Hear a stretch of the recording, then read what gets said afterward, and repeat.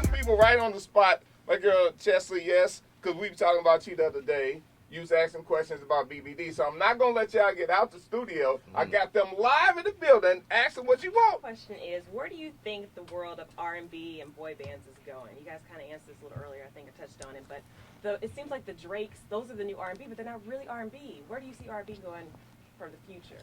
I think they're coming. I think they're gonna be young. I really do. I think you're gonna see the new Michael, the new Ralph, the new Bobby, Ronnie, and I meant Michael Jackson, of course. I think the parents who sat in the living room and the crib with their kids, man, I think kids is inspired. You know, and we might luck up and see a dope young girl group too. Because it ain't like the young girls is not looking at the little kids that were in the movie. All of their stocks have risen. They're what's the followers and Caleb's and all of that. Those are high, you know, all of those kids and Dante. So hopefully, when this does happen, what would be a goal of ours is that we do a tour, bro, a la like the Budweiser Superfest back in the day. Wow. Where we could work with our peers, but we could leave some spots open for a sound stage that the kids can have their own show before our show starts. So if you're a parent and you're coming to the show, you can actually bring your kid, because once you go inside with us, there's not a bad lyric or something nasty that you got to cover their eyes. So it's a thing where you don't got to get a sitter. Everyone just get in the car and roll, and it's affordable. That's the most important part. That's hot. 95.5 R&B and old school for the loot. It is the BBD takeover. BBD still live in the studio. I do got a question for you, Mr. Bivens. And I was talking about it last week. Whatever happened to MC Brains? He was really running with my man Todd Russo. I'm not sure if they still stay in touch, but when I moved into Biv 10, ABC, Boyz II Men, and they moved into their own thing with Motown. So I haven't been around them in a long time. Okay, but they was originally signed to your production company, right? Yeah, for the latter part. But I was transitioning kind of from one thing to the other, so I didn't really participate too much because I was moving into Biv 10. Yeah, okay. so, you know, but little Roro is kind of like a little nephew to me. We talk all the time and stay in touch, and Kevin Wells, their manager. And then, of course, Boyz II Men, like Rick said, they're on our new album. Yeah, so, you know, I haven't been around them that much in the present, but, hey, those was the good days, you know. Right. I was 20 years old trying to find my way back then. All right, so you seeing what got done to y'all in the business, did you set them up right in the business? Oh, Boyz II Men had the best accountant. I don't know if you noticed, but they were with a guy named Bob Wolf. Bob Wolf was the biggest sports agent in the world. He had Joe Montana and Larry Bird at the same time, and his office was in Boston, and he had a lieutenant in there called John Dukakis, whose father ran for to be the mayor, Mike Dukakis. So okay. I always thought if I ever made it to the league, I was going to ask Bob to represent me. Those was my dreams.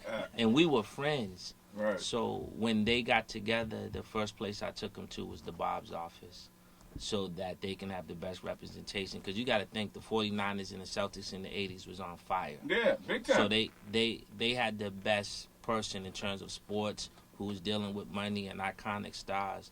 That's why they've never had a financial problem. Right. You've never heard those guys talk about mismanagement of money or not receiving their money because they were with the best. And we wish we could have had somebody that cared like that for us, because part of our movie is the mismanagement and not knowing. But I did that because I didn't want to get sued. Okay, that's safe to say. I didn't want to put my hand in their pot, and I just said this on another station, then I passed it to Rick. What I realize is when you meet people in the beginning, everyone's so humble, they're so grateful, their parents is making all these meals, and everyone loves you, and you're taking pictures all the way till you get in the cab back to the airport. But as soon as they sell records, it seems like there's other people that get in their ear, and it just destroys great relationships. Right. So my thing is, what's the biggest misconception of a relationship? Money. Mm-hmm. So when they were at Motown, I say it all the time, a white guy named Harry Anger, he was the CFO. I said, listen, I'm 21 and I've been here. do not ever send me their money. I don't want to never sign their checks. I don't want to be responsible for their paper. So when you guys collect the royalties, you send it to their accountant, John Dukakis. You send my check to Girlfriend Rendon and Filming. That way they don't ever have to sue me because their other 50% never was in their hands and their 50% was never in my hands. No doubt. And that was that. All right. So what would you tell an artist in this day and age about putting out music from a business standpoint? The fame part of it, the popularity part of it is so attractive Right. to a lot of people. And I think that people are just kind of, obsessed with just being famous as opposed to just doing good business and making money and setting up a legacy. Mm-hmm. So I think that you have to have a balance between what you want to do. Do you want to really make most of the pot, or do you want to just seem like you're making most of the pot, and go with a big and you're just really famous, but they're making all the money. So I think if you have talent and you really seek to make a life for yourself in the business, learn the business part of it. I mean, part of the reason why we're so passionate about telling our story, at this time, is because we want to share that experience. And the best way to do that is to show what happened with us. And not really just to even play the victims, so to speak. It's to show, our learning process. Sometimes we let ourselves, we got ahead of ourselves because even when we did make money, we weren't always the smartest in knowing what to do with our money. So it was important for us to show that and kind of hopes people would learn, from our experience and on, not just how to get in the business, but to how to do good business.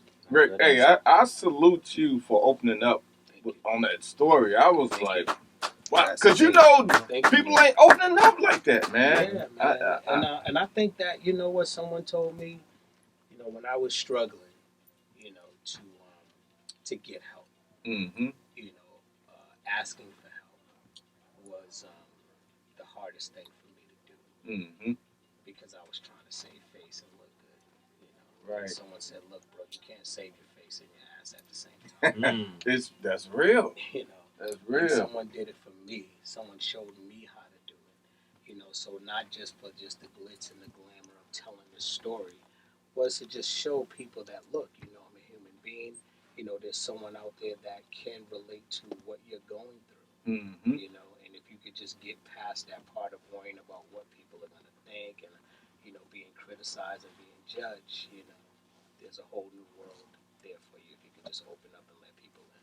Hey, man, that's coming from Ricky Bell. Like I said, I mean, y'all went full circle from coming from nothing to losing damn near everything to bouncing back and still here to talk about it. Man, I know y'all tired. Y'all want to get out there. Hey, the album listening party, album release party is going down tonight at HG, Washington and Jefferson. That's all you need to know, because you're going to see all them damn cars. Right. There is no second guessing where it is. You know what? Since you brought up Boys II Men, is it cool? You want to rock that one more try? Is that cool? What? No, hey, you know what? What y'all want to hear? Man, it's the takeover. I'm just here. Honestly, I want to hear my favorite song. Talk to me. I love them all, but vocally on this song, it's one of my favorites. It's a song called "Don't Go," produced by Battle Cat, written by a young writer out of Boston named Cyrus DeShield. The melodies are popping, the rhymes are dope. It's everything that you love about BBD. It's sexy, it's groovy, it's melodic. I want to play it. I want y'all to hit me back and let me know what you think. Hey, Don't Go. Give the social media.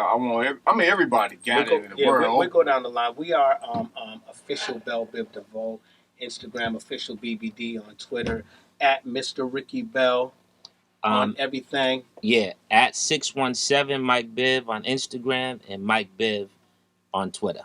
All right, here we go. Last but not least is at Big Ron DeVoe on everything. All right, y'all, don't go right now. BBD Takeover 95.5.